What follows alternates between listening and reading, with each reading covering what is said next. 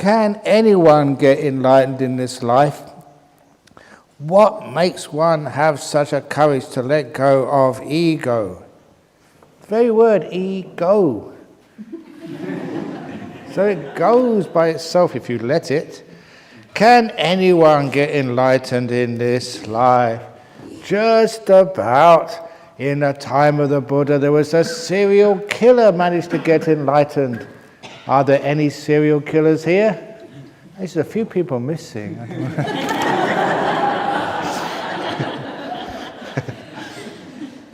A crazy lady got enlightened.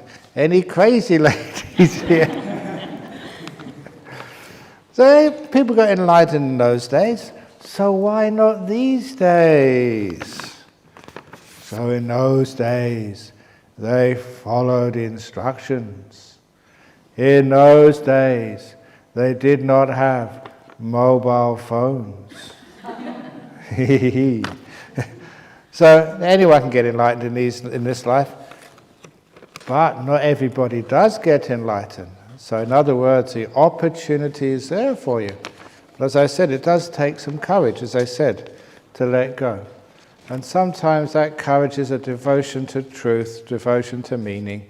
And some people, they've gone through their life, they haven't found anything which is really meaningful. So they look to something which is more spiritual, and they get some interesting experiences in meditation. That's got the smell of meaning. It's almost like the scent or the taste of freedom, as the Buddha would call it. And a taste of freedom, it's only a taste, but that gets you to meditate more, to let go more, and little by little you find the path just happens. So it teaches you how to be still once you have a taste of freedom. And that taste of freedom, again, like I said last night, the simile of the 5 children playing the wishing game. Well, when you let go of all desires, you become content. And those moments of contentment are like a taste of freedom. When you're sitting here doing absolutely nothing, you don't want jhanas, you don't want food, you don't want anything, you're just happy to be here. That becomes a taste of freedom, a taste of enlightenment. And quite frankly, once you taste some deep meditation, you can't forget it. Remember this one guy saying he'd come to our center years ago, hadn't been there for years, and he said, once you hear these teachings, you can't forget them, even though I tried to. So he had to come back and just to do some more practice. So this is actually how one gets enlightened in life. One gets a taste, and it gets more and more delicious. You want more, and quite frankly, you can't resist it. It just pulls you in. So that's what will happen. It's not this life, the next life. Some people say, well, what if I don't make it in this life? When I start again in the next life, do I have to start from scratch? Do I have no credit from this life? Is it all wiped out? No, you do get credit from your previous lives. So not so much of your knowledge, but your inclinations, what you tend to do, the very fact that you want to be peaceful. Now that's actually what carries over from one life to the next. And if you don't believe me, I told somebody on the interview time this amazing story of this one lady here in Perth who told me this story, that she had just given birth to her child. She was in hospital. She was maybe only given birth a few days before, and the baby had just finished breastfeeding. She was laying on her back with the bed inclined, and after breastfeeding, the little kid, only a few days old, just crawled to the mummy's tummy, crossed its legs in full lotus, put one hand over the other, back straight, and closed its eyes, and meditated. At least it had the perfect meditation posture, and she really freaked out. But she let the baby meditate there. Where did they get that idea from? And that was just a baby who'd just been born. Perfect meditation posture, full lotus, back straight, one hand in the other. And it would have been wonderful if she had an iPhone there and took a photograph of that. That would be really cool. But that's actually what happened. So there's obviously some things carry over from your previous life. Next, dear Ajahn Brahm, what is your suggestion for a non-English speaking layperson to understand your teaching? My mother doesn't speak English. Is your book translated into Mandarin and other languages, or is there any other monk and nun you would recommend to Mandarin Chinese-speaking lay people? The book which I've written is translated into so many languages, even in Latvian, Lithuanian, Romanian, Hebrew, Russian, so many different languages. So, my books have that translation. It's so easy to do these days. So you can find them, I don't know where, maybe Amazon or the Russian equivalent of Amazon or the Chinese, but the Mandarin Chinese are all being done. My group in Hong Kong are the main translators into the Chinese. I think they have the two different languages. I think the simple and the complicated, I think that's what they call it. So that's actually there in Chinese, my books. And if, you want some audio of that, why don't one of you get together, or a few of you get together and just translate it and just speak it, so you have an audio book as well as just a written book. So the audio books are even better because some people are old and they just cannot read. So someone can actually take those books, read it, put it online, so you have an audio book. So I know Open the Door of Your Heart is in an audio book. It's also in Braille as well for people who are blind. So it's wonderful we can have that opportunity. But instead of saying, where can you get it from, and you can't find it, if you can't find it, make it happen, do it. For yourself and other people, not just for your mother and father, but for others as well. If you like the teachings, then translate them. And so that's actually how we can help other people. But I'm sure there must be some other Chinese monks who plagiarize all my teachings. I don't care if they're plagiarized, if they take them and they translate them into some other language. Because if they do, the whole purpose is actually for these teachings to get around. Now, I don't care if somebody uses my old jokes and my stories and they make them for themselves. Fine, because it helps people. So if there's any Chinese monk listen to this, you want to use all those stories, please do so. Dear Ajahn, when we practice meditation at home, say 1 hour per day, do we always start with stage 1 each time, then proceed to stage 2, then stage 3? How to divide the time for these stages in that 1 hour? Or do we directly start with stage 3? Thank you. No, it's just, you start letting go, calming the mind. Stage 1, 2, 3 is not something you do, it's something which happens. So you sit down, make your body nice and comfortable, like I said on the first day. And just be mindful of the body, let go of the past, let go of the future. And then all these stage 1s, 2s and 3s and 4s and 6 and 26 and all the thing else, they will all come naturally to you. You don't have to do anything.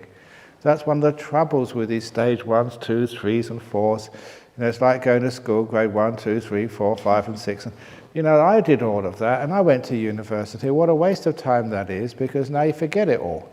So instead of stage 1, 2, 3, 4, whatever, just make peace, be kind, be gentle. And then you'll find all these stages happen by themselves.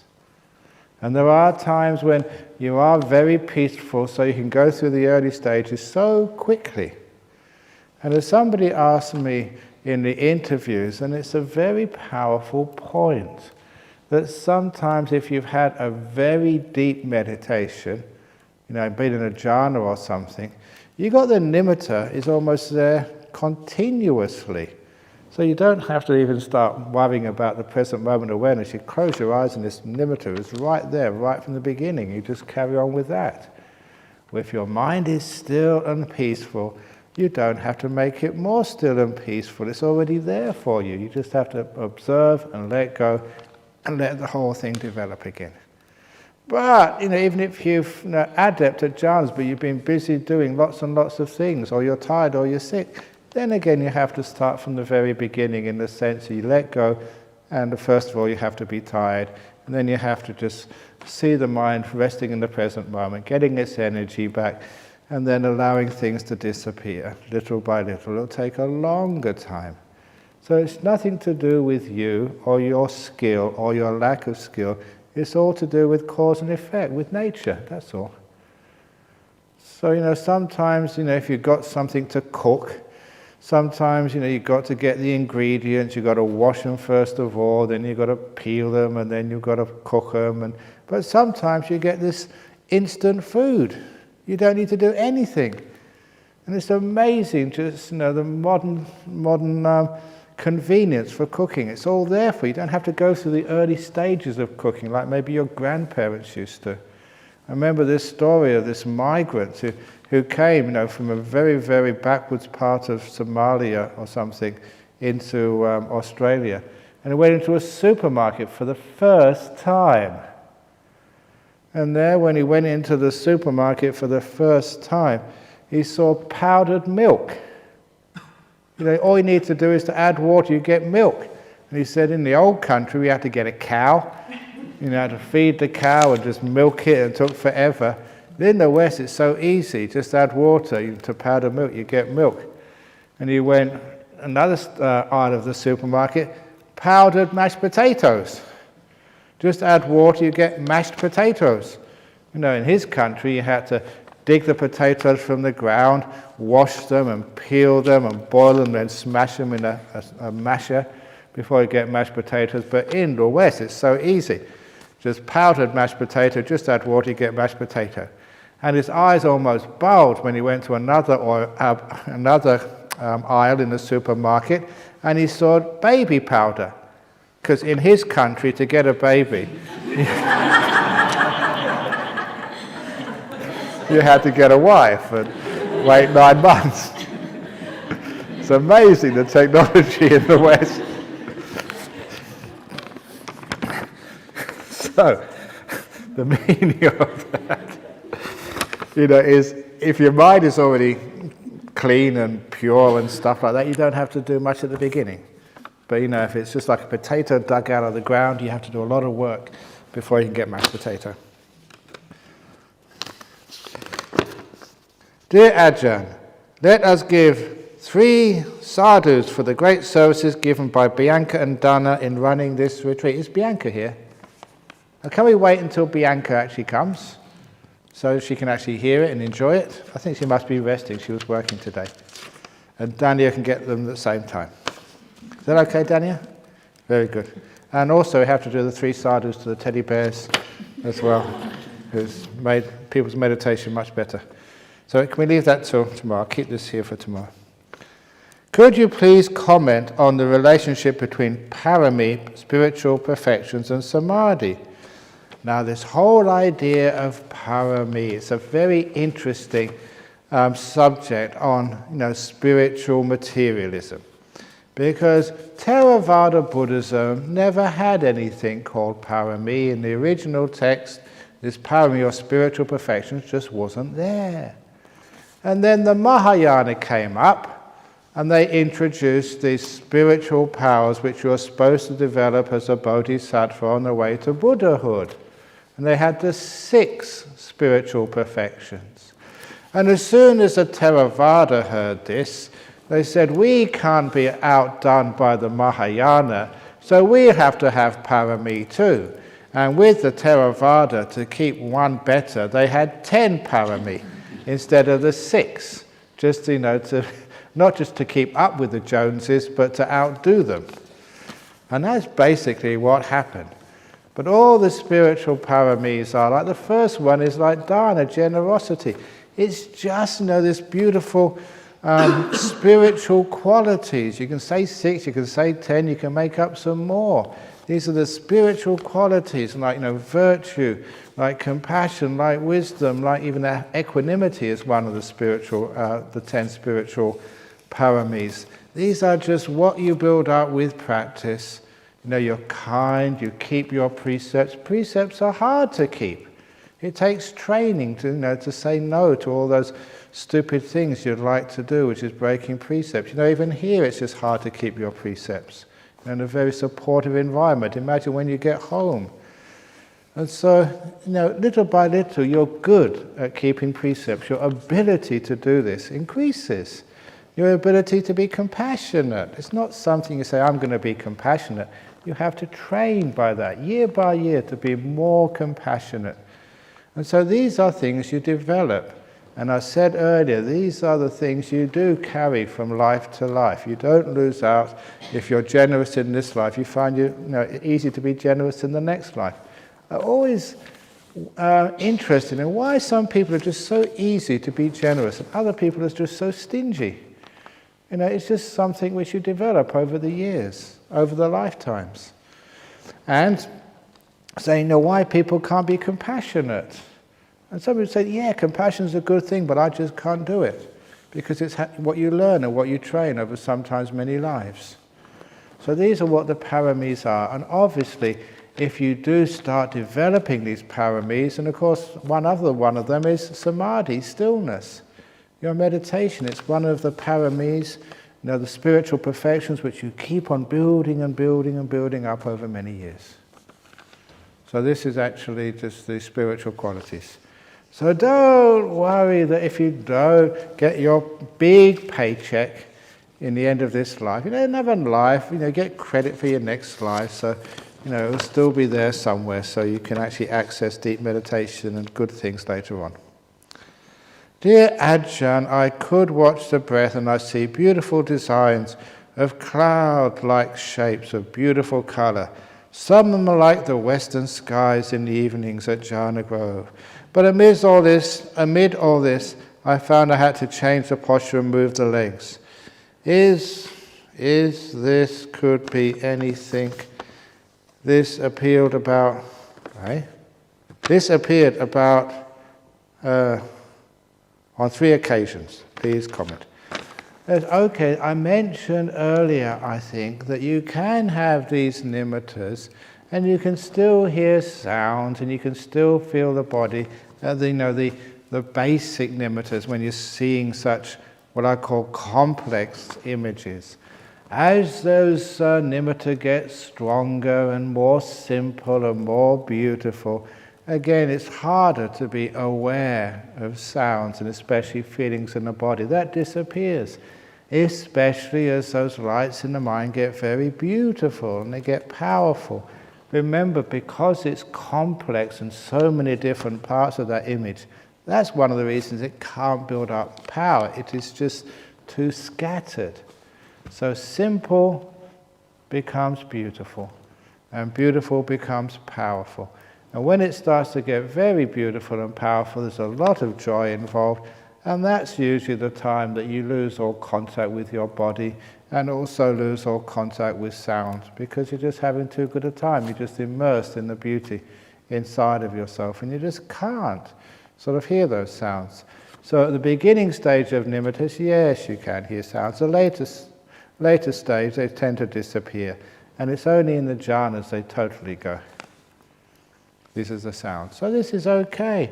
And if you're having some beautiful colour, you say here, that is important for me, because the more beautiful it is, the deeper it is. So after a while, see if you can get single colours and not many sort of shapes at all, just a simple, beautiful image. Those are the ones which happen when you start to calm down. Ajahn, not sure if you fully answered the question about once return of stream entries, etc. You said it's possible to believe you're enlightened and be wrong if hindrances remain. But what other signs showing the other categories? Please explain further. Thanks. Okay, because this is another part of spiritual materialism. It's important that everybody knows what we're doing here and knows these states are possible. And to be enlightened, there are 4 main stages of enlightenment: the stream winner, the once returner, the non-returner, and the fully enlightened one. Now, it's very difficult for many people to understand exactly what these are, but the best simile, is from the Buddha of the shipwrecked sailors. And that simile is that once there were 7 shipwrecked sailors. The first sailor, as he jumped in the water, went straight down and drowned. And that signifies someone who's not been very virtuous or kind or generous. Literally someone who hasn't developed those spiritual qualities. They drown very quickly. The second one is the average person. He goes down, but then bobs up again, goes down, bobs up. An average person, yeah, you're good, but you're a bit naughty as well, so you go up and you go down, and eventually you drown. And the third person of the shipwrecked sailors is a very virtuous person who does keep their precepts, who keeps their promises, who's generous, who's a really good-hearted person. And they float on the surface. In this symbol, they keep their head above water in the trials and torments of life because they're a good person. And of that category of good people, the fourth, because they are floating above the water, they can look into the distance and they can see dry land. So they can actually see the place they can have safety. That is called the stream winner, who can actually see the Dhamma. This is the place where they can end suffering. And the next stage is the person, obvious, once you've seen dry land, you will start swimming towards it. And that's the one, the once returner who's now swimming towards that land. And it's very hard to pin down of all these four, the once returner, simply because you don't know how far they've swum and how close they are to the shore. It could be anything. It's the most undefined of all of those four states. And soon they're swimming and they're so close to the shore, they don't need to swim anymore. They can stand up and they can feel the hard land, the sand underneath the waves. So they can just wade the rest of the way to the shore. They're so close. And that is called the non-returner. And lastly, they are at the shore, sitting under the coconut tree, having a cup of tea with condensed milk and a biscuit. The arahat, perfectly happy, or whatever you like to drink once you're enlightened. So that is the stages of 7 shipwrecked sailors. And it gives a much clearer understanding of what these things are. For the stream winner, you really have understood, the problem. You've seen the solution, you've seen dry land. And then you're on the journey, and the non-returner is just so close to dry land, it's not much difference there at all between a fully enlightened one and a non-returner. And of course, a non-returner, safe, sitting on dry land, no suffering anymore. So that's roughly what it is. Now, again, the trouble is, for a stream winner, is someone who's seen the Dhamma, understands non-self, understands the 4 noble truths, understands there's nothing there. But because of spiritual materialism and pride, there's so many people, they just want so desperately to be a stream winner. So they come up to monks like me and they say, I've got this wonderful feeling of non-self. And they don't actually say this explicitly, but they say, it's a stream winner, isn't it, Ajahn Brahm? Please say yes. I want to be confirmed I'm a stream, because I respect you. It's a stream, isn't it? Please, please, please, please, please. Because these are things we want so badly, and it's obviously really important for us. But again, one of the suttas of the Buddha, someone asked him, all these people who come up to you and say they're stream winners or fully enlightened, are all these people who come up to you, Lord Buddha, are they all stream winners? Are they all enlightened? And he said, no, some of them are, some of them are not. They overestimate it. And not even the Buddha could convince someone who wasn't a stream winner that they weren't. That is the power of pride. You just won't even listen to a Buddha. If you're not a stream winner but you think you are, not even the Buddha can convince you otherwise. That is why it's a bit dangerous. So, even with a stream winner, it's very hard to know. But look, I'm going to sort of get up here and just say that anyone who believes there is something outside of the 5 khandhas is certainly not a stream winner. Now that is quite, especially in Thai Buddhism, that is quite controversial to say that, because many very famous monks start calling about an original mind. A mind which is outside of the 5 khandhas. A mind which was there in the beginning, which will be there in the end. And that's basically totally against the Buddha's teachings. So anyone who thinks like that is not a stream winner. However, you get into big trouble sometimes because you're really challenging many people's attachments to their gurus and teachers. So I sometimes get into trouble there, but that's basically the definition of the Buddha in the suttas. The definition of a stream winner is you can't see a self, a permanent essence in any of the 5 khandhas or outside of the 5 khandhas, or them taken individually or whatever. That's the definition there. You've seen there's absolutely nothing, no self at all in any which way. You've seen that the will is not yourself, as I was saying this morning. Who are you anyway? Instead of being philosophical about that, practically, who do you take to be you? Who do you assume day to day to be, who you are? And one of the things you take is this person behind the wheel. You really think that you are behind the driving wheel of your life, to choose which way you go. And that's an assumption many people have. And when you get into these jhanas, that is obliterated. You really think that you are behind your eyes or behind your knowing, that you are the consciousness. And that too is obliterated through these deep meditations. And those are the 2 main places where people think they exist, in the knower or the doer. And after a while, I can't convince you, you cannot think your way out of that illusion. And that's why just trying to argue with me or argue with yourself is a total waste of time. It's just something which happens when you get into a jhana. You just see that and you can't miss it. And this is actually why you need these things to be a stream winner.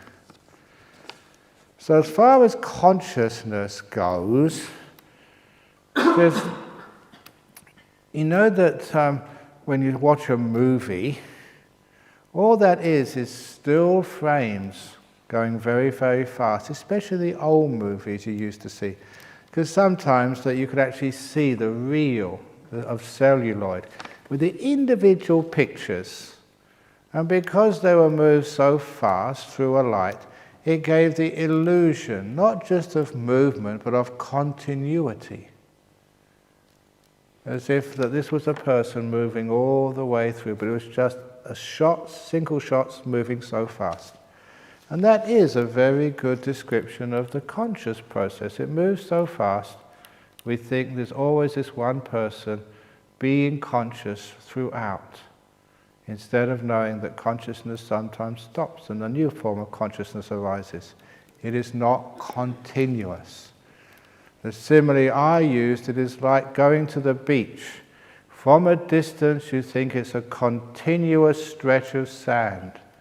But if you look a bit closer, you find they are individual grains of sand. Individual moments of consciousness, with nothing going from one grain of sand to the next grain of sand. And that takes away this illusion of continuity, which is the assumption of a self. Now that is the sort of things which happens.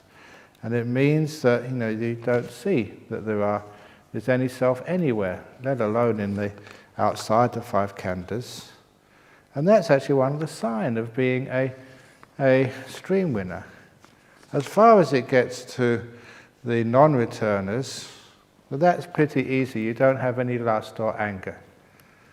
Now, lust is a hard one for people to see, but anger is very easy for people to see, which I mentioned. That's the reason why teachers, if anyone comes up and says they're fully enlightened, or even at that stage of being a non-returner, the job of a teacher is to get them annoyed, get them upset.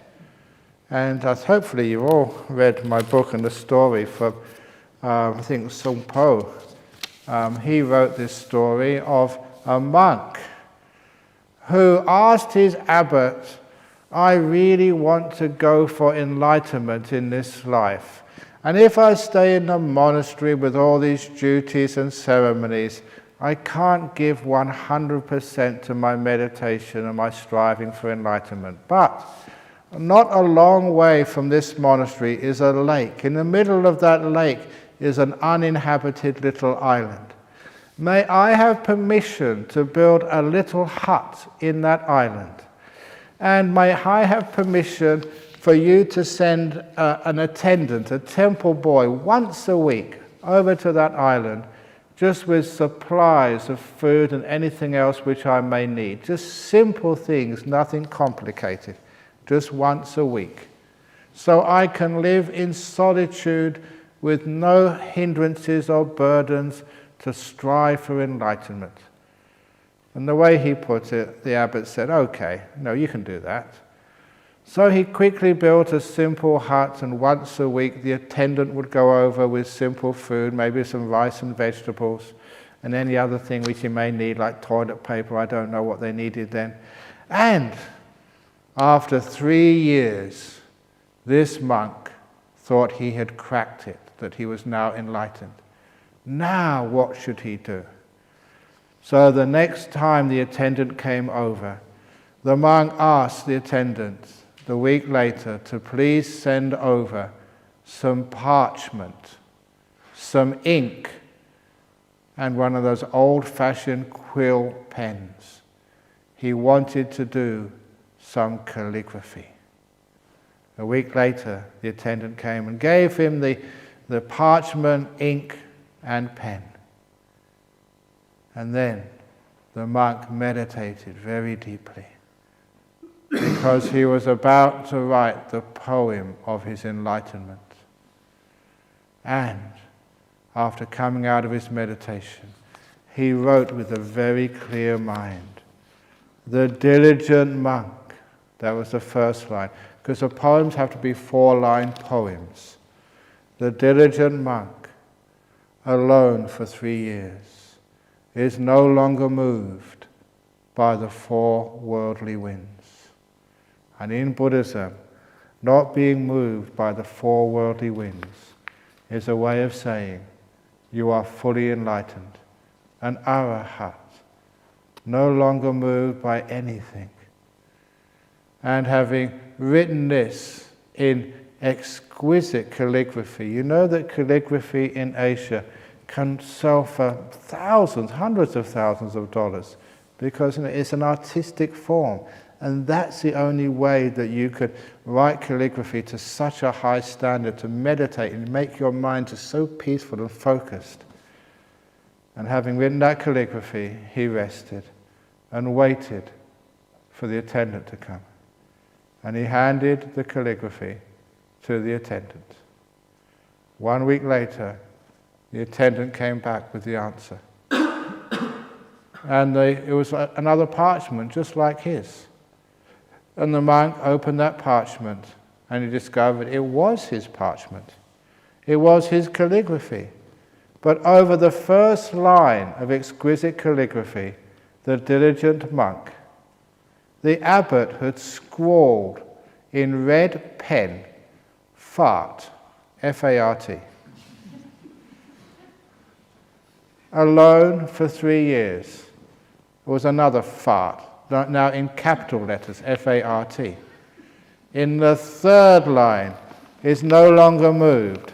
Now there was a fart in capital letters and underlined by the 4 worldly winds, and the biggest F-A-R-T double underlined with exclamation marks after it. And this monk looked at that and could not believe what he had seen. This calligraphy, which you have to get enlightened to write, this stupid abbot had spoiled and desecrated like some punk writing graffiti over a work of art. And this stupid monk couldn't even understand that this meant he was enlightened.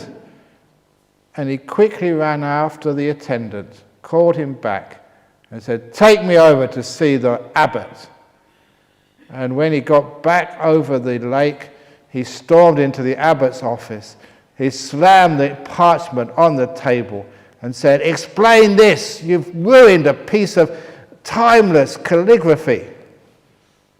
And at which the abbot very slowly and calmly stood up and opened the parchment and read out the poem. "The diligent monk, alone for 3 years, is no longer moved by the 4 worldly winds. Yet, monk, You know the punchline. Yet, monk, 4 little farts have blown you clean across the lake. Now that's a classic story of trying to get someone angry, and it worked. So that poor monk realized he was not enlightened after all. And so he went back to the island and spent I don't know how many more years until he became enlightened. It's a nice little story that this is actually how you find out. If you get angry, then you're not enlightened. You're not even a non-returner. Could be a once returner. But that is the only way you can know. So sometimes some people can think they're enlightened for years. And then something happens to them, they get angry or they get lost, and they realize, no, it wasn't. That's why it does take time for you to know. Anyway, dear Ajahn Nothingness, what did Ajahn Chah say, and what do you think about animals, trees and other plants communicating with us humans? My experiences is that they speak Dhamma. Thank you. I remember now about the ants, but what else? I know that Ajahn Chah would always say that nature teaches us. And I think you know that simile which I've given about trying to find a perfect tree in the forest here. It's a very beautiful forest, but none of the trees is perfect. And I always say that this is how we learn about imperfection. Nature doesn't have perfect trees. Nature doesn't have perfect people. Each one of you here is damaged goods. You're all scarred, by relationships breaking up, by even sexual abuse, or abuse from your boss at work, or abuse from your monk by telling the same old bad jokes every week. Whatever it is, no one is perfect, and that is why you're beautiful. And that's a beautiful simile of the trees, and you can get that from nature. And communicating with plants and with humans, it's very difficult to see about communicating with plants. With animals, that's very simple to do. And if any one of you wants to get some interesting experience about animals, when you go home, don't do it here. Go onto Google and just Google in the name Alex the parrot. Because Alex the parrot was an African grey parrot, and their owner was in St. Louis, and they were educational psychologists who were specializing in children with early learning difficulties, especially speech difficulties. And they developed a very successful method for teaching children with learning difficulties how to speak English. And they wondered, what if we tried this technique on a parrot? Because you all know that parrots can imitate human sounds, especially can imitate words, pieces of 8 or whatever they used to say in the movies. And so they taught this parrot not just one word, but a whole vocabulary of words to see what would happen next. And once he has a whole vocabulary, that parrot uses language intelligently. So on the YouTube videos of Alex the parrot, you see a parrot having a conversation with humans. And this is not done, by some digital effects. This is real. And actually to see a parrot talking to a human and a human talking to a parrot, real talking, having a conversation, and seeing the parrot having what I call attitude. The last one I saw, the parrot was on its little perch and walking away. Can I go now? Can I go now?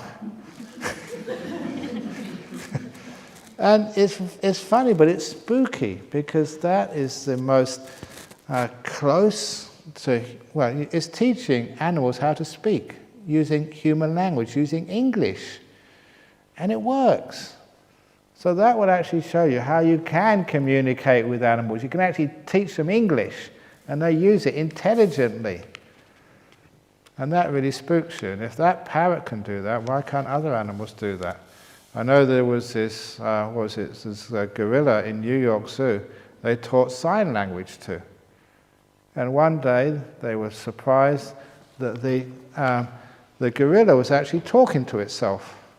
They're using sign language. They're showing that this was an intelligent animal being who was actually using speech, but using the sign language. And there's many, many examples of that, of the intelligence of animals. In one of my books, the new one coming out, I mentioned the story of our old cat, Kit Kat. Is anyone old enough here to know that cat? But that cat died a couple of years ago. But when we first found Kit Kat, it was in a log, a hollow of a log in Bodhinyana Monastery across the road. And it was a child of a feral cat. Now that cat was always highly intelligent. The most intelligent cat I've ever known, and I've known a few. And the trouble was it was very clever at catching birds. And so cats is not the right place for a cat to be in the bush in Australia. So, once it was old enough, we had to find it a home. And so we found it a home in the suburb of Watermans in Perth. Now this cat had never been further north of the suburb Byford, which is maybe 20 kilometres north of here, to go to the vet, to get sort of desexed. And that's the only time it ever left the monastery grounds. So we took it up to this suburb of Watermans, which is maybe 15 kilometres to the northeast, or maybe 10 kilometres to the northwest of Perth City, by the beachside. And the lady who took it, I caught the cat because it was basically my cat at the time. And we put it in a sack, in a bag, and put it in the car, where your feet go, in the back seat. Now these are important. It can't look out the window, okay? And we took it to her house, stood in the sack.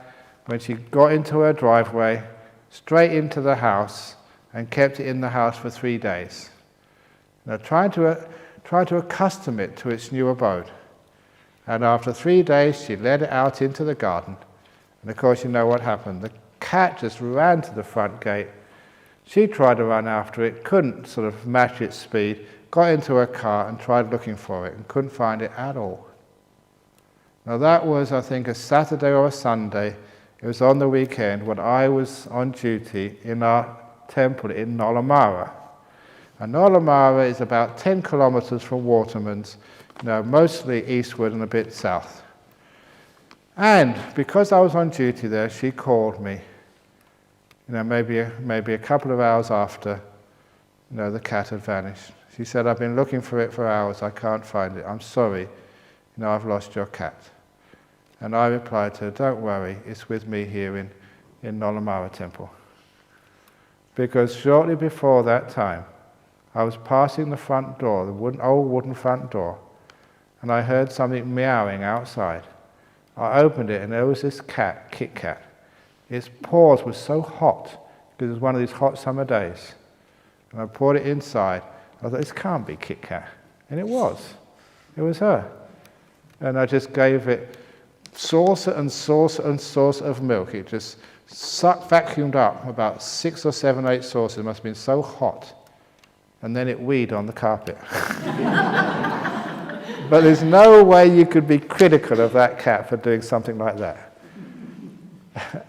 Now this was a cat who'd never been in the city, never further north than Byford, which is not in the metropolitan area. Never been in a big city in its life, and managed to do a distance of 10 kilometers in 2 hours, straight from that house, straight to our Buddhist center where I was. Now, if that's not an intelligent cat, I could not do that.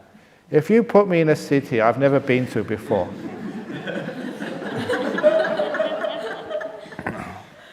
no way could I do that without, GPS, without being able to, use a mobile phone or ask a policeman. No way. But that cat did it, and it crossed the freeway as well.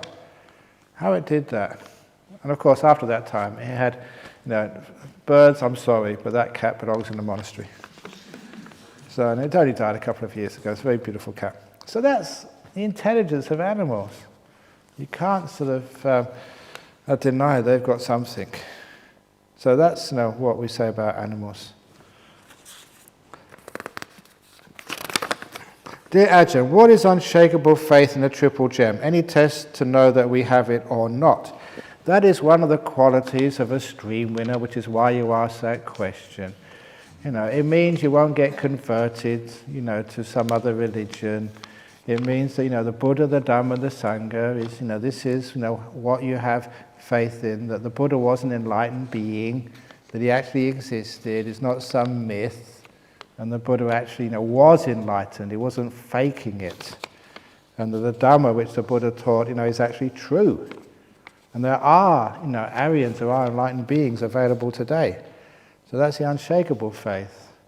Now, one thing I will say, because of places like Thailand or Sri Lanka, sometimes there is a monk who misbehaves or disrobes, and people have great faith in him, and then he leaves the monkhood. And so many people in places like Thailand and even in Sri Lanka, because a monk misbehaves, they lose their faith in Buddhism. Now that is actually a wrong attitude, because you should never have faith in the Buddha, the Dhamma, and a monk. It's in the Sangha, it's in the institution. Unfortunately, we have guru worship. So maybe even Ajahn Chah, or Ajahn Mitsuo, Kawesako, or some other Ajahn, in your lineage somewhere. And please do not take refuge in the Buddha, the Dhamma, and Ajahn Brahm. That is totally wrong. It doesn't matter if you are enlightened or not. You take refuge in the Buddha, the Dhamma, and the Sangha. Which means, if you just have your faith in a monk and they suddenly disrobe, you don't lose your faith. Because you have faith in the Buddha, the Dhamma, and the Sangha, not your guru or teacher. Although even though the teacher should be very, very careful and not put themselves in that position unless they're 100% sure they're never going to misbehave or disrobe. So that's the unshakable faith in the triple gem. Dear Ajahn, does the vimutti rasa, that's the taste of freedom, which I mentioned earlier, of the jhanic experience have the same flavour as a true Maggaphala experience? How can we tell the Sangyojanas are gone forever? The last one, the fetters, which actually is another way of describing whether you're enlightened or not, that they're gone forever. Things again like lust and ill will, which are the fourth and fifth fetters. How can we tell they're gone forever? That's a difficult one, because sometimes you can be in such a beautiful state of meditation and you can repeat the meditation for such a long time, because the meditation does suppress. It sort of pushes down those defilements. And you think you haven't got them. I said the other day about the time when I was enlightened, at least I thought I was, until I got that monk mixing up my favourite food and the disgusting food, me getting angry over just food. And it showed that I wasn't enlightened after all. But I really thought I was for quite a while. So you have to be careful there, which is one of the reasons why you can't be certain. And please don't ever think that psychic powers mean you're enlightened. Because that's one of the reasons why some people in Asian countries, they look for the monk and see, has this monk got a psychic power or not? And if they have, they must be enlightened.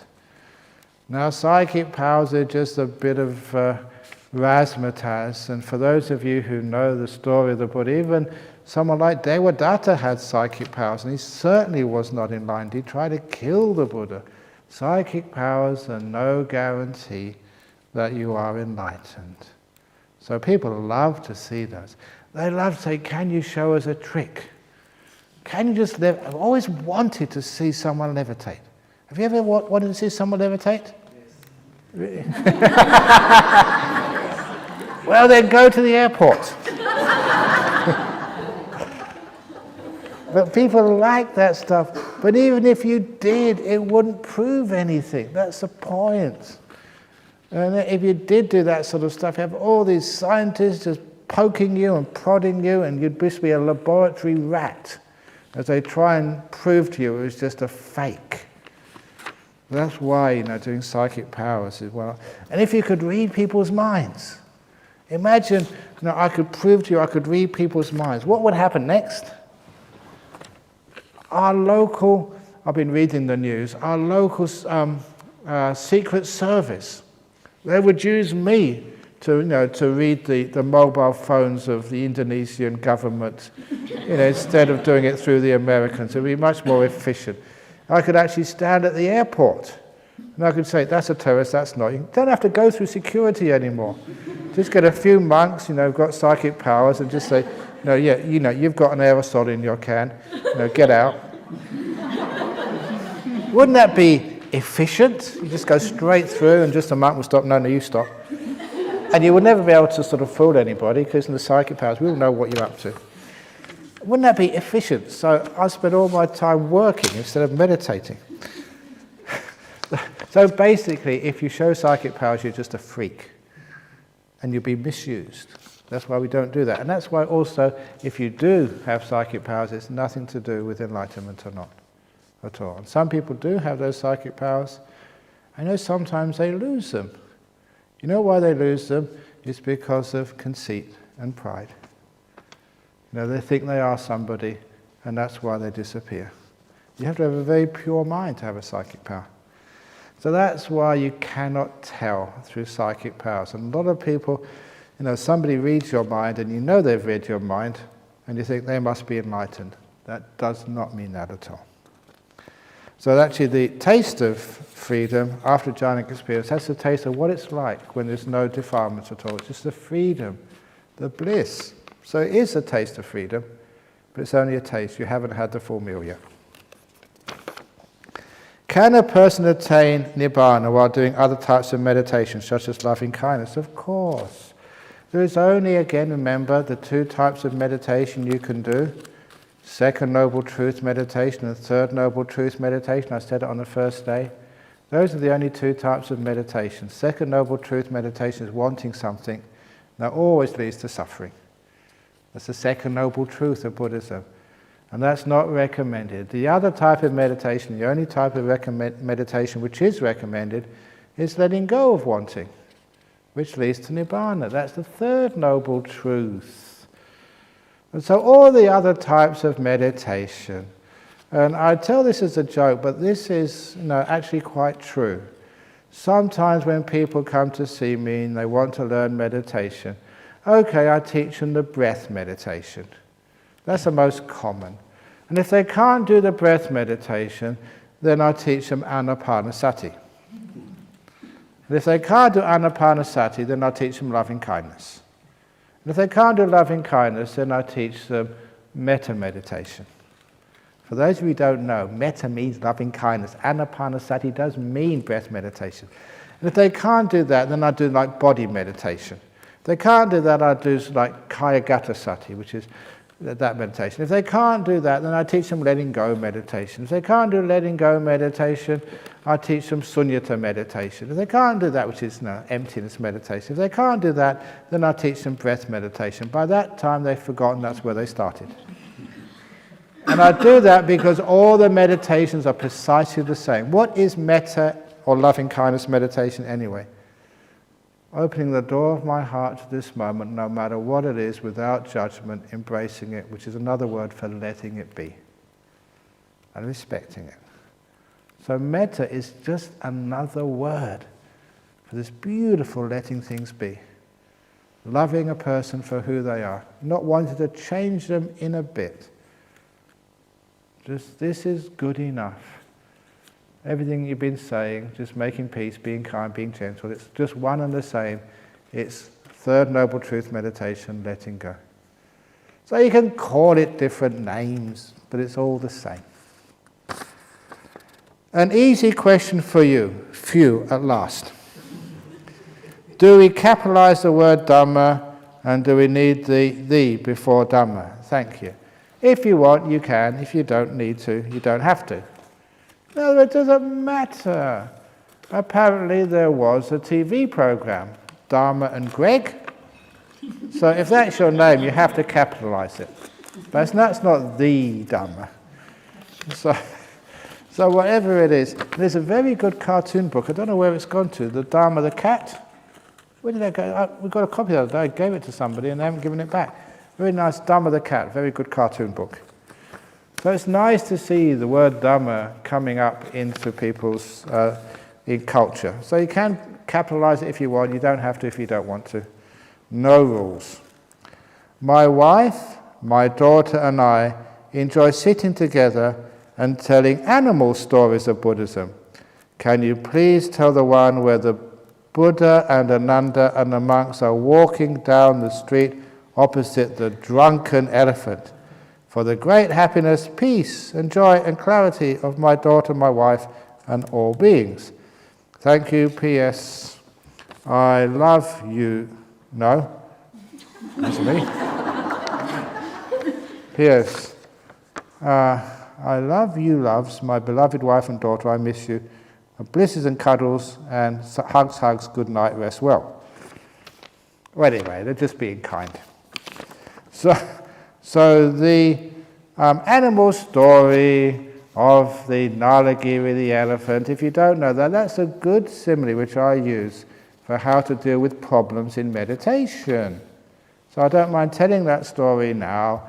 There was somebody tried to kill the Buddha. Doesn't matter how kind you are, you will always have enemies. So just because you have enemies doesn't mean you're a bad person. So there was a Buddha having some enemies. They tried to kill him, and one way they tried to kill him was getting an elephant drunk and setting the elephant loose on the narrow road in Rajagaha. So this old city with these narrow roads like you see in Europe. And this elephant running down the road in the direction the Buddha was coming on alms round. So there was the Buddha with his monks, walking very peacefully and mindfully on alms round. And the opposite direction was mad, crazy elephant, smashing everything, treading down people, charging in the direction of the Buddha. So there's going to be this amazing contest between this huge, powerful, crazy elephant and the peaceful, calm, loving Buddha. Who would win? Now, if that happened in Australia, they'd have bookmakers online, 3-1 on the elephant, 4-1 on the Buddha. Because that's apparently what they do on TV these days.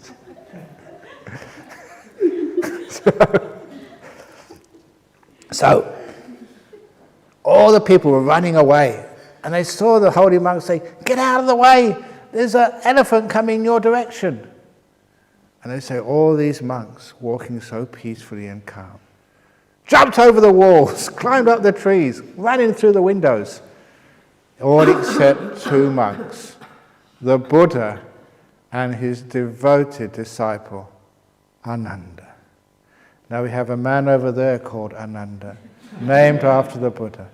I hope you would do this for me, if it ever happens. Because the real Ananda, he wasn't going to run away. He stood in front of the Buddha. Let the elephant take me. I will protect my master. What a wonderful thing that was. And the Buddha said, yes, very good, a nice gesture, get out of the way, I can handle this. So poor Ananda's one moment of fame turned out to be just this humiliation, get out of the way. So that left just the elephant, crazy, powerful, mad, destructive, going against the calm and peaceful Buddha. And they were about to meet. Now that Buddha, he does have psychic powers, obviously. And if that Buddha had wanted, he could just grab the elephant by the trunk. And with his great powers, 3 times around his head, and then thrown him over the Ganges River about 400 kilometers away. You could do that easy, no worries. But that is not the mind of a Buddha. Instead, according to the story, the Buddha gave this incredible, powerful, loving kindness to the elephant. Something like, elephant, the door of my heart is fully open to you. If you pick me up with your trunk and smash me against the wall, if you stomp on me with your big feet and squash me, if you harm or hurt or even kill me, I will never have any ill will to you at all. Nalagiri, my love, my care for you is totally unconditional. Do whatever you want.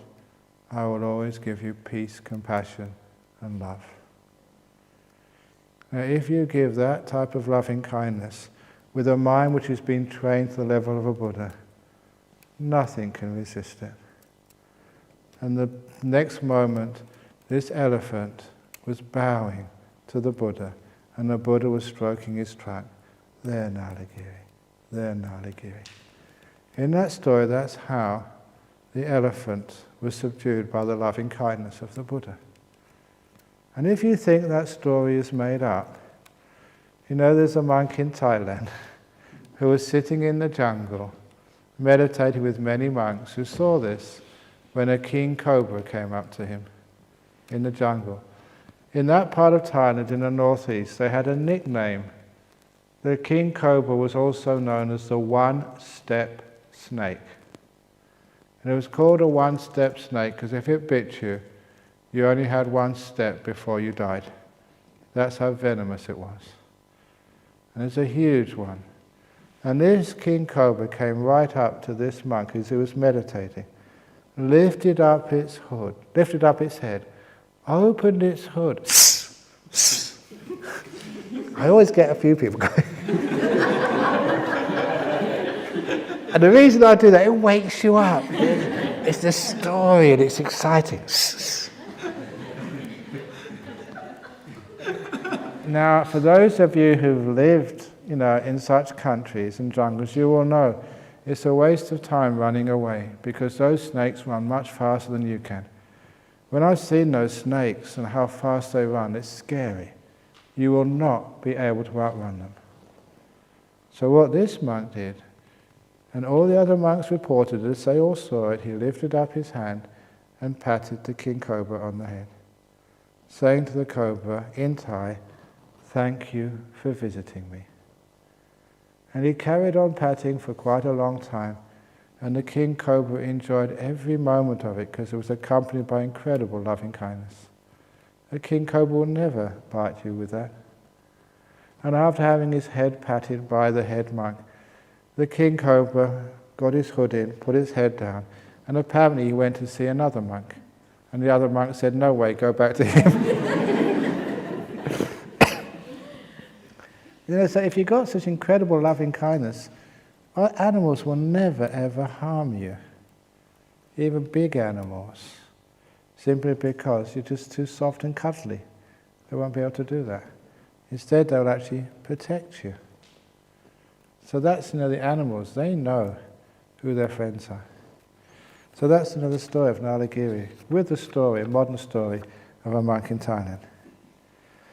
Next question, why is it that some people can experience jhana again and again after they first experience it, and other people can't? Everybody experiences it again and again after you first experience it, but sometimes the time is quite a long time. And a lot of time it's because you forget the wisdom faculty. In other words, you want the jhana again instead of wanting the causes which gave rise to the jhanas. Just a very simple simile. You want your dishes cleaned in your kitchen. So you think, when are my dishes going to be clean? I want my dishes to be clean. When is my dishes to be cleaned? Thinking like that, the dishes never become clean. And that's like, I want jhanas. When am I going to get jhanas? I want jhana again. You never get jhana that way. But then the person in the kitchen thinks, what do I need to do to get my dishes clean? I have to wash them first of all. So a person, what do I need to get the jhanas? I have to be still and patient and kind. So instead of wanting the results, a wise person wants the causes, puts the causes into place, which is basically not wanting. And then the jhanas come. So the skilled meditator remembers the causes. And all they ever do is put the causes in place, and then the jhanas come. They don't want the jhanas, they look at the causes. Dear Ajahn Brahm, you are teaching Dhamma to thousands of people. Have you ever met a stream winner amongst those lay people? I find myself, it is not easy to practice as a lay person, but I can't get ordained, or I shouldn't get ordained at this stage because I have a little child to look after. Yes, some lay people can become stream winners. So then they have these experiences, and as far as I know, yes, but only they can really, really know if they're a stream winner or not. But it looks like they can. Could you tell us about the psychic powers of the enlightened mind? Many thanks. There are many psychic powers which the Buddha talked about, but he said there's only one psychic power which he praised and recommended and said to talk about. And sometimes, do you want to know if I have that psychic power? I have. Great, isn't it? You interested? It's a psychic power to teach the Dhamma. And I think I can fairly claim that because I teach many, many thousands of people. That's the only one which the Buddha recommended, the ability to teach. So all the other stuff, you want to sort of read people's minds. And I say, your minds are not worth reading. Basically, flying through the air, you just get into trouble for that. Passing through walls, that's what we've got doors for. So whatever psychic powers you want, for goodness sake.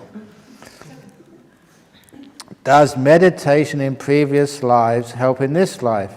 Is this the reason for the rapid progress in some cases? Indeed.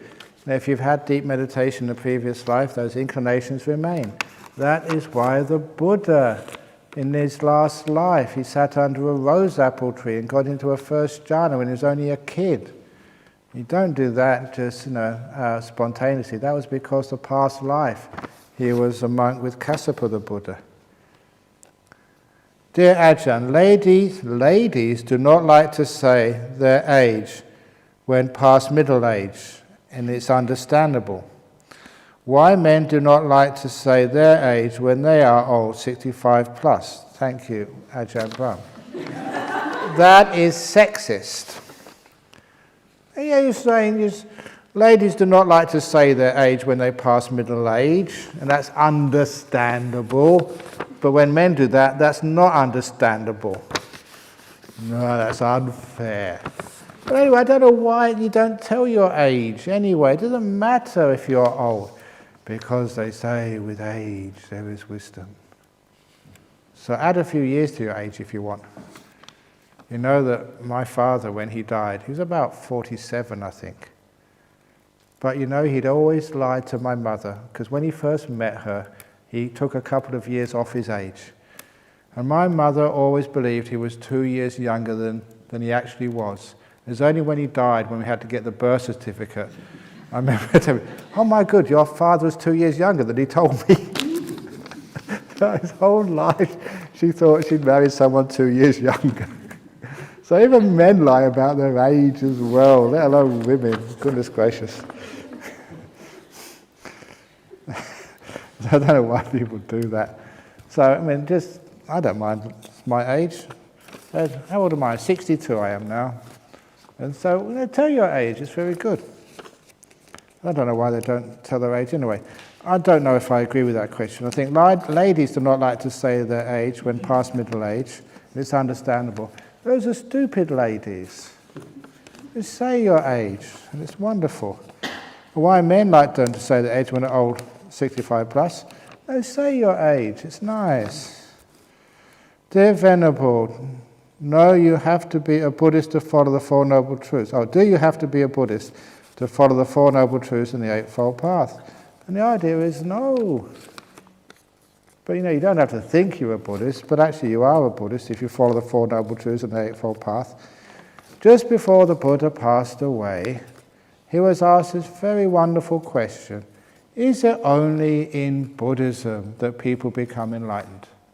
Or in other religions can you become enlightened? And he gave this very wise answer.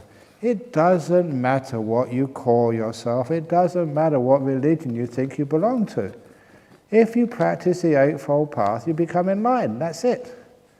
It's not what you call yourself, it's what you do makes you enlightened.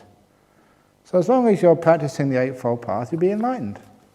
Whether you think you're a Christian, a Buddhist, an atheist, a free thinker, or whatever, it's what you do. The path leads to enlightenment. So it said, wherever you find people following the Eightfold Path, there you'll find people being enlightened. But if you call yourself a Buddhist and you don't follow the Eightfold Path, then there's no enlightened people there. So it's a path, not what you call yourself.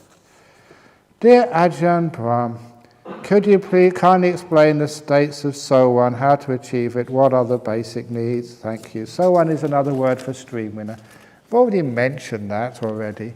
It is the stream winner is a person who sees non-self. Or you maybe say the Four Noble Truths, which actually goes together with the seeing no self.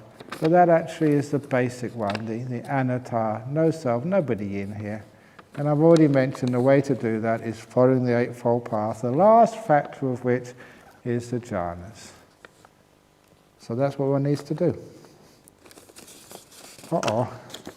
It's got 3 on here. There's a whole group of questions here. Oh no, 1, 2, 3. Goodness. Remember, I only said one question. Because it's getting late, I'll answer this now. Whoever wrote this question, part 1, part 2, part 3, please, I'm not going to answer this because I did say only 3 questions, an excuse to finish early. So, of these 3 questions, you can actually choose one of them, and I'll answer that tomorrow night.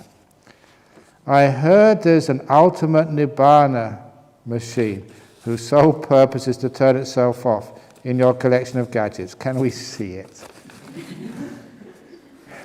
Now, sometimes it's hard to describe to people the meaning of life, because everybody wants to know the meaning of life.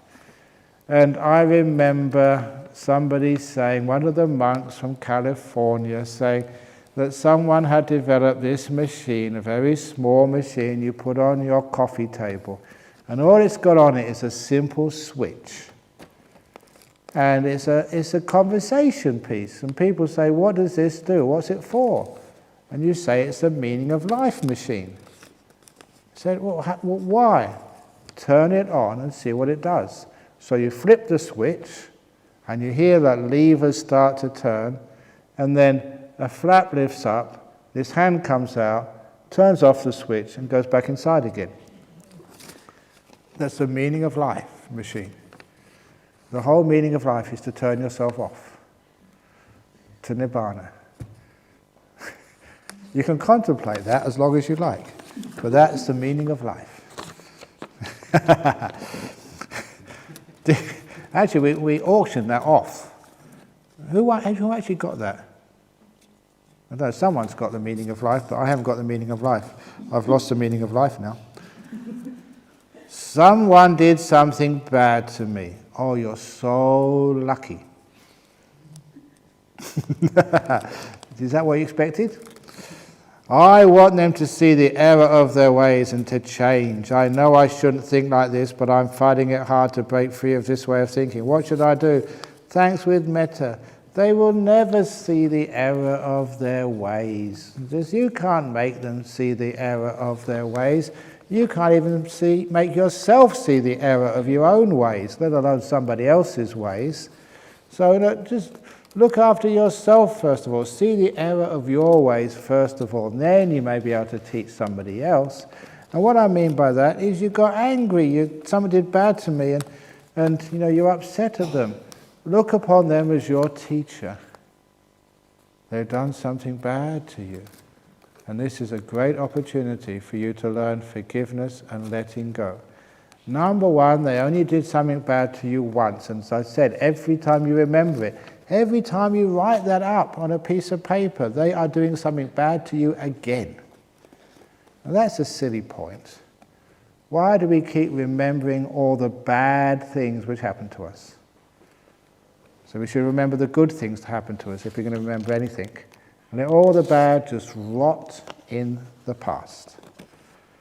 So that's the only way to do it. And if you are really just wondering what I'm talking about, I'm not going to say the 2 chicken farmers story again.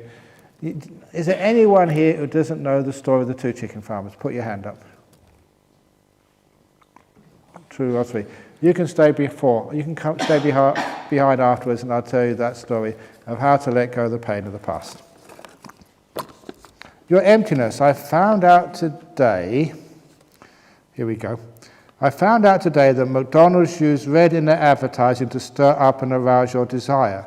Does this mean our root chakra, which is red, often represents sexuality, actually represents desire or craving? If so, can we influence our higher chakras through colours to cultivate other positive, happy states or experiences? Yeah, I mean, colours actually can be quite important. The Australian government recently, by law, insisted all cigarettes have to be in plain packaging to try and discourage people from buying cigarettes. And the colour which they chose, which is the most unattractive colour, was what they call baby poo brown, which is very similar to this colour. And actually, the baby poo brown has a tiny bit of green in it, which, dear Yupo, it is the colour of the Wat Pa Pong monks. That's what actually they wear, is baby poo brown. It's got green in the colour as well. And that is the most disgusting colour which nobody wants. So it's a wonderful thing that monks wear this colour, because it's just the most unattractive colour according to psychologists. White, red, brown and stuff like that, blue, that attracts people, but this colour, according to psychologists, does not, which is why it matches the plain packaging of cigarettes now in Australia. It's always fascinating. That's why monks are safe. We're not attractive anymore because we look like baby poo. So colours do have some sort of meaning. So, but they're not that much. Dear Rounders, I'm confused. You're not confused. There's no one in there to be confused. Just you think you're confused. And you're confused about thinking you're confused. The other night, you quoted the Dhammapada and said you can't have wisdom without jhana, but you can have jhana without wisdom. No? You can't have wisdom without jhana, but you can have jhana without wisdom. If you have both, you're in the presence of Nibbana. No, I said, the say is you can't have jhana without wisdom. You can't have wisdom without jhanas. The two of them support each other. And the simile is like the simile of leaning two books against each other. If you take one of the books away, the other one falls.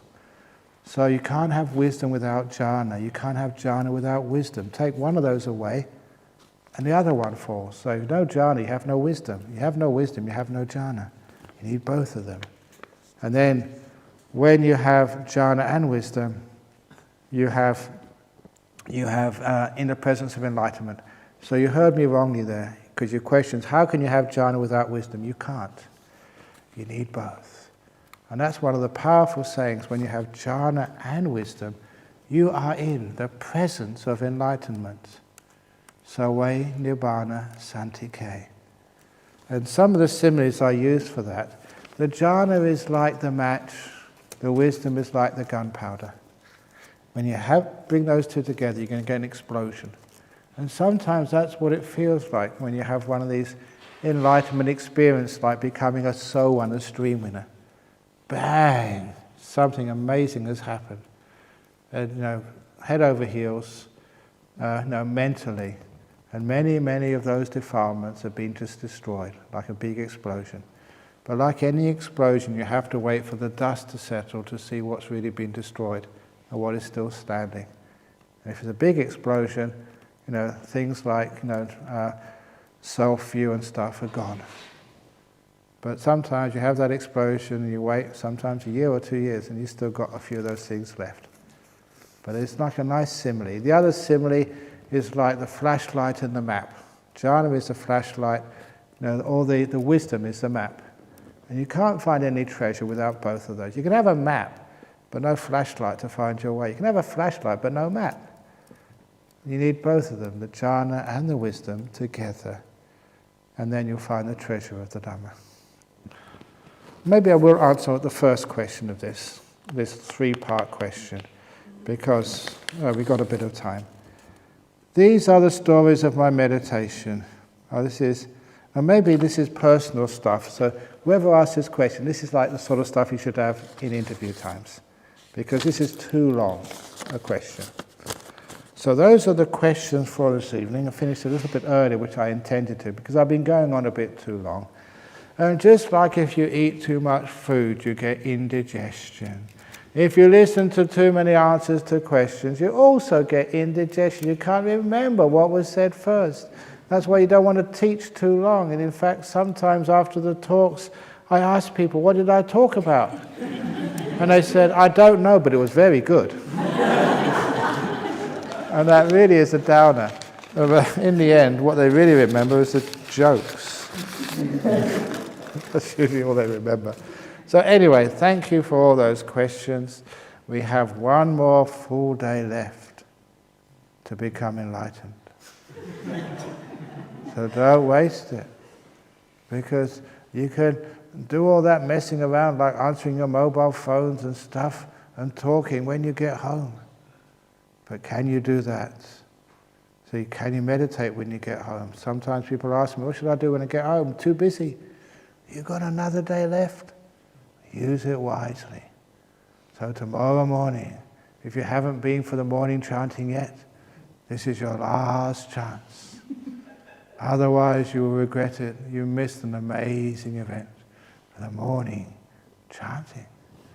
And also to know that I don't know why this is, but most people tend to get enlightened or become a stream winner at dawn. And if you don't get up until an hour after dawn, you've got no hope. So maybe tomorrow, see if you can get up before dawn and get the powerful time of the day. And who knows, tomorrow might be your dawn. Not much chance, but who knows? So please enjoy tomorrow. And the meditation retreat hasn't ended yet. It's amazing, 1 or 2 days before, and people have already started packing their bags. You're crazy. Don't pack your bags, even tomorrow evening. Don't pack your bags until maybe an hour before the retreat finishes, the earliest. So don't be so far ahead of yourself. Otherwise you miss so much of life. Always packing before you've left. So that way you can have a nice evening, peaceful time, happy morning, and give yourself maximum use of this retreat center. It's very hard, as you know, to get on these retreats these days. So you're very lucky to be here. Don't waste a moment and enjoy. Sadhu, sadhu, sadhu. So again, please remember, just questions, keep them brief. This is a bit too long.